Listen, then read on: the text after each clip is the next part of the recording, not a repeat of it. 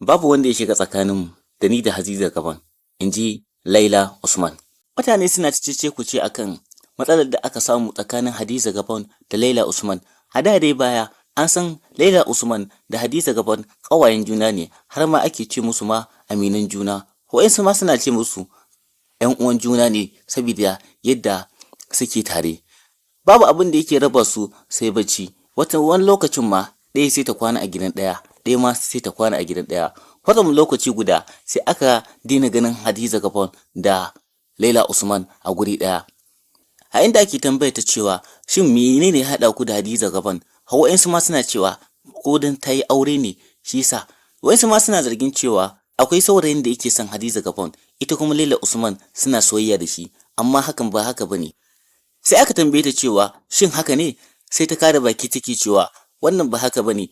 Ai sun rabu ma tun kafin su yi aure. Ita rayuwa tana canza mutum. Wani lokacin sai ka ganka tare da mutum, wani lokacin kuma sai ka ga baka nan. Ita rayuwa juyi ce.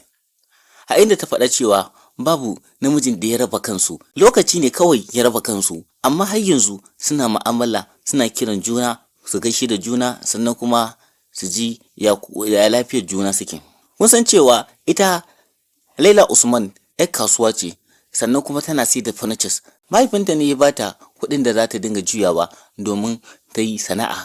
Allah kuma ya taimake ta, ta samu nasibi a cikin harkar tata. Ita kuma Hadiza Gabon ta ɗauki ɓangaren Kannywood yadda ta zama shahararriya. A yanzu kuma Allah ya hore mata a wajen ɓarin YouTube yadda take yin tambaya a bata amsa.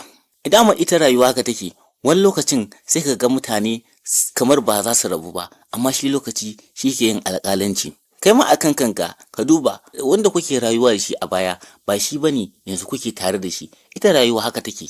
Kamar miji da mata ne, sai ka ga kamar ba za a rabu ba, amma idan sanadin hakan ya zo sai an rabu. A inda ake tambayar ta cewa har yanzu suna tare, sai ta kada baki ta nake cewa har yanzu akwai wannan aminantan, kuma suna kiran juna, kuma ita bata taɓa mata laifi ba, ita ma Hadiza Gabon bata taɓa mata wani laifi ba. Sai dai mu ce Ubangiji Allah ya rufa asiri.